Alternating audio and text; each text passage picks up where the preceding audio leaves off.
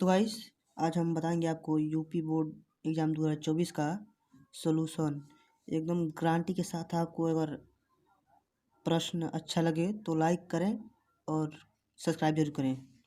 पहला है आचार्य रामचंद्र शुक्ल युग किस युग के लेखक थे? तो आप लोग को पता ही होगा कि आचार्य रामचंद्र शुक्ल युग के लेखक थे।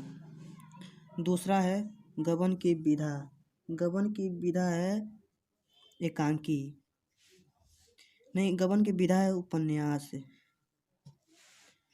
तीसरा है कंकाल के लेखक। कंकाल के लेखक कौन थे? कंकाल के लेखक थे जयशंकर प्रसाद।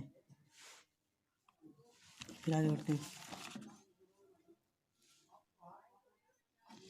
कलम का सिपाही कृति।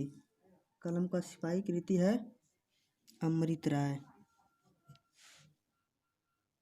शुक्ल युग की समयावधि कब से कब तक है? तो आप लोग को पता ही होगा, शुक्ल युग की समयावधि 1900 से 1938 ईस्वी तक है। साकेत की रचना। साकेत किसकी रचना है? साकेत मैथिली शरद गुप्त की रचना है। महादेवी वर्मा किस युग की कवित्री थी? तो महादेवी वर्मा छाया युग की कवित्री थी। तो गाइस अब आ गए हम 8वां क्वेश्चन पर। गंगा लहरी किसकी रचना थी? तो गंगा लहरी आप सबको पता ही होगा, मतीराम नहीं, बिहारी का भी नहीं, ये थी पच्छाकर की रचना। आधुनिक काल का समय सीमा क्या है? तो आधुनिक काल का समय सीमा है 1843 ईस्वी से अब तक। महादेवी वर्मा की रचना कौन नहीं है? महादेवी वर्मा की कौन इसमें से कौन नहीं है? तो महादेवी वर्मा को आप सबको पता ही होगा कि युगांत महादेवी वर्मा की रचना नहीं है। और बढ़ते हैं 11 क्वेश्चन पर। क्वेश्चन नंबर 11, हास्य रस की अस्थायी भाव क्या है? तो हास्य रस की अस्थायी भाव है हास्य। तो क्वेश्चन नंबर 12, पीपर पात सरित मंडोला उपयुक्त पंक्ति में अलंकार है। तो पीपर पात सरित मंडोला का उपयुक्त अलंकार उपमा है। सोरठा छंद में कितने चरण होते हैं? तो 13 क्वेश्चन नंबर 13 है, सोरठा छंद में कितने चरण होते हैं? तो आप सबको पता होगा कि सोरठा छंद में पूरे 4 चरण होते हैं।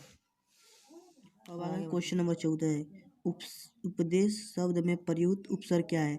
मतलब उपदेश में उप उ है और उप, तो उपदेश शब्द में प्रयुक्त उपसर्ग है उप। प्रत्यय के कितने भेद हैं? प्रत्यय के कितने भेद होते हैं? तो आप सबको पता ही होगा कि प्रत्यय के पूरे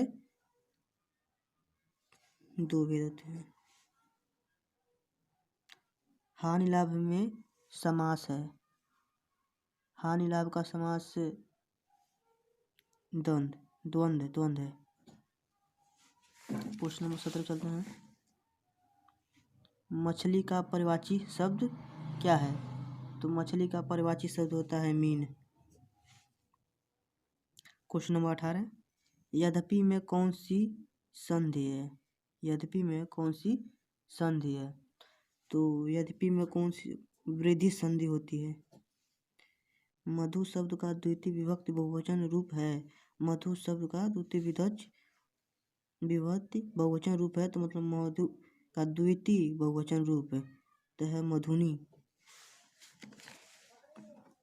क्वेश्चन नंबर 20 चलते हैं। पठताम धातु का वचन पुरुष है, प्रथम पुरुष द्विवचन।